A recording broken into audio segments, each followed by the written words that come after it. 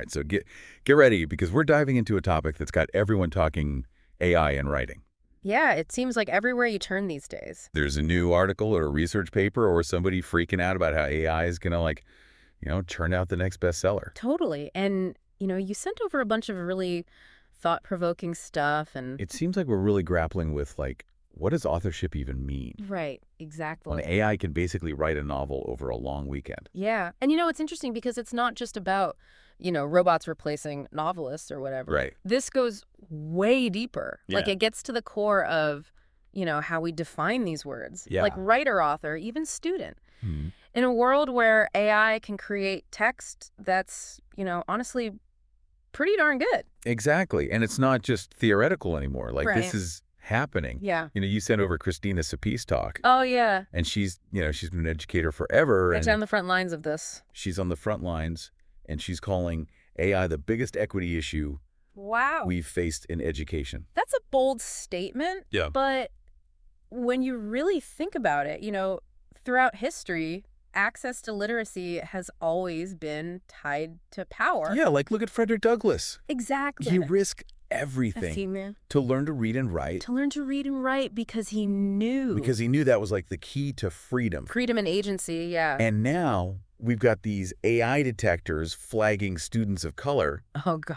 and students who are still learning English Yeah. as potential cheaters. As cheaters. At way higher rates than their peers. It's like we're creating a new digital divide Yeah. before we even understand what AI literacy is. Right, exactly. And this is why Christina Supe is so passionate about this idea of significant human authorship. Yeah, okay, so let's unpack that because it Yeah. feels really important. Absolutely. It's about protecting students from unfair accusations, for sure. Oh, right. But even deeper than that, Yeah. it's about, making sure that human intelligence remains at the heart of learning and creating. Okay, so significant human authorship. So help me understand, Well, so Supe argues that we need to rethink the very definition of writer and writing in the age of AI. okay.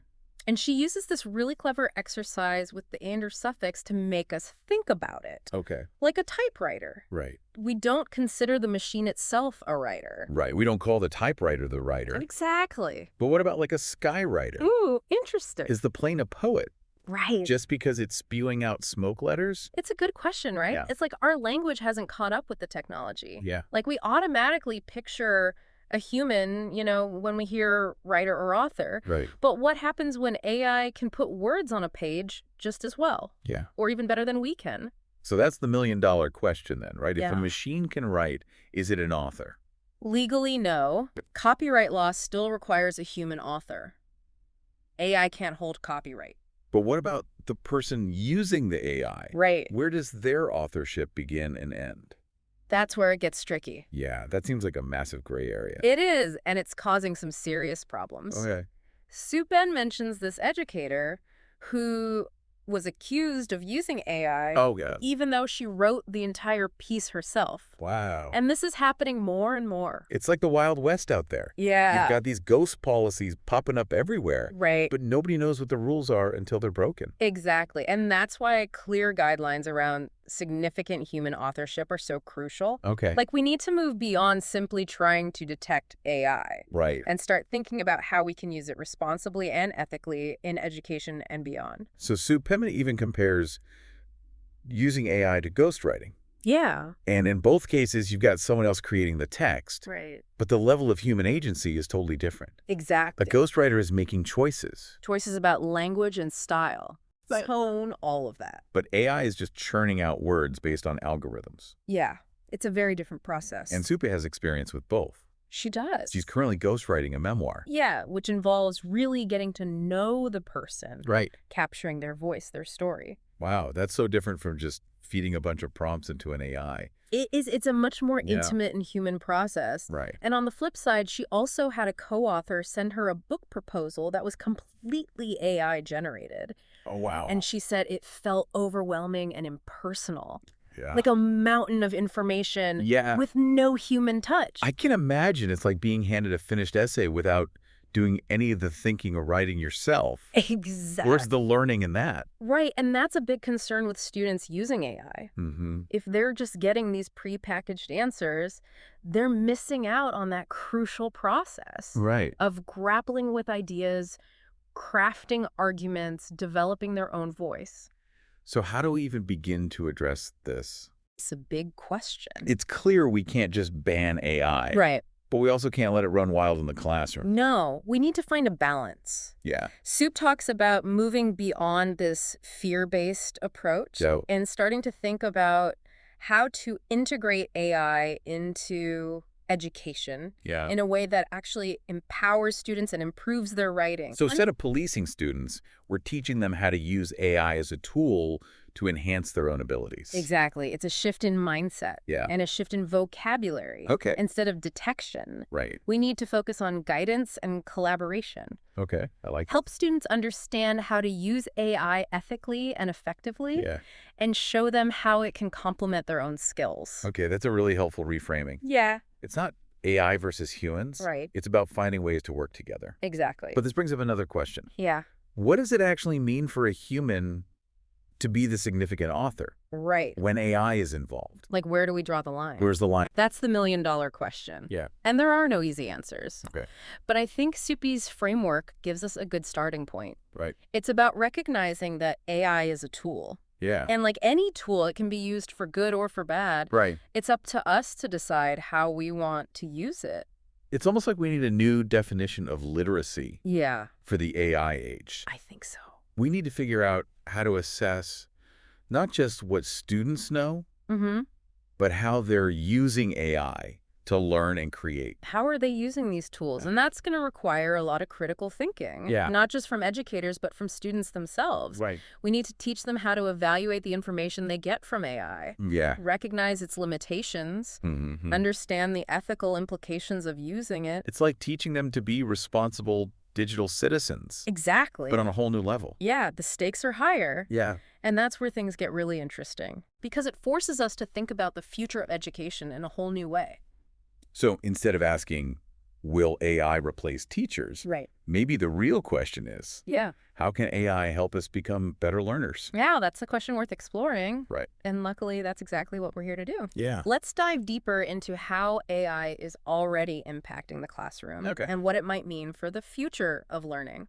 Let's do it. All right, let's go. Yeah, it really is a fascinating shift. Like, we've spent so much time worrying about, AI replacing jobs. But what if its biggest impact is on how we learn and teach? Right. That's such a good point. It feels like we're at this tipping point almost. Yeah. Where AI could either make the inequalities in education worse or level the playing field in ways that we haven't even thought of. Exactly. And it all comes back to, how we choose to integrate it into the classroom. Right. Supe talks about how some educators are so fixated on catching students using AI that they're missing out on the opportunity to actually teach them. It's like they're so focused on the threat that they can't see the potential benefits. Totally. And, we need to move beyond this AI as enemy mentality. Okay, so what's the alternative then?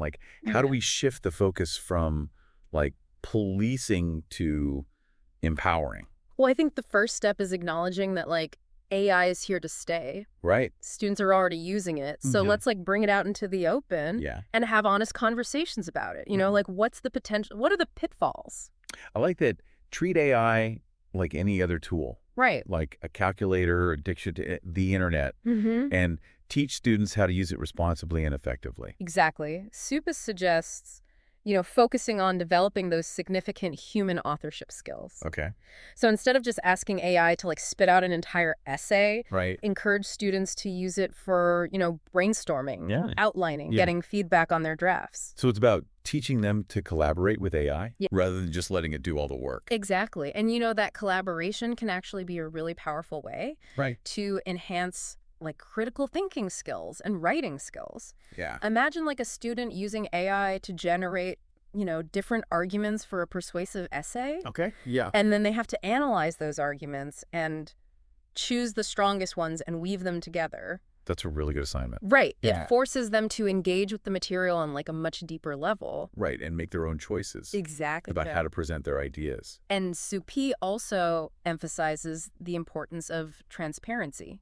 Right. Like if a student does use AI for part of an assignment, they should be open about it. Be ready to explain their process and their rationale. So that way the focus shifts from did you cheat to how did you use this tool to support your learning and create something original. It becomes a learning opportunity for both the student and the teacher. This whole conversation is making me think about assessment, like in a totally different way. Yeah. If AI is changing how students learn and write, shouldn't it also change how we assess their work? That's a really important point. Yeah. Like traditional methods of assessment, like standardized tests or even essays, may not be adequate for evaluating significant human authorship. In the age of AI. Right. So then how do we measure things like critical thinking, creativity, the ability to collaborate with AI? That's a question that educators are wrestling with right now. Some are experimenting with like new forms of assessment, like project-based learning or portfolio assessments that focus on process as much as product. So instead of just looking at like the final paper, we need to look at the whole journey. The whole learning journey. How they got there. Including how they used AI along the way. And it's not just about assessing individual students either. No, it's also about, evaluating the effectiveness of our teaching methods. Right. Are we actually preparing these students for a world where this is just everywhere? Are we equipping them with the skills they need to thrive in this new landscape? It feels like we need a fundamental shift in our educational philosophy. I think so, too. To really embrace this. Yeah, we can't just keep slapping on Band-Aids. Or trying to catch students using AI. Yeah. We need to rethink the whole system. Yeah, and that's going to take a lot of... It's going to take a lot of collaboration, experimentation. Collaboration, yeah. Open-mindedness from educators, policymakers, parents. It's exciting and terrifying at the same time. It is. It's a lot. Yeah. But I think, this conversation is a really important first step. Totally. And speaking of, exciting new possibilities, one of the most thought-provoking ideas that Supe brings up is the potential for AI to actually become a critical reader. Whoa. Like next level, right? Yeah, so you're saying AI could not only generate text, but it could also analyze it. Analyze it, evaluate it, maybe even give feedback on it. Wow. Imagine having like a superpowered editor at your fingertips. Right. One that can spot inconsistencies in your arguments. Yeah. Identify areas where your writing could be stronger.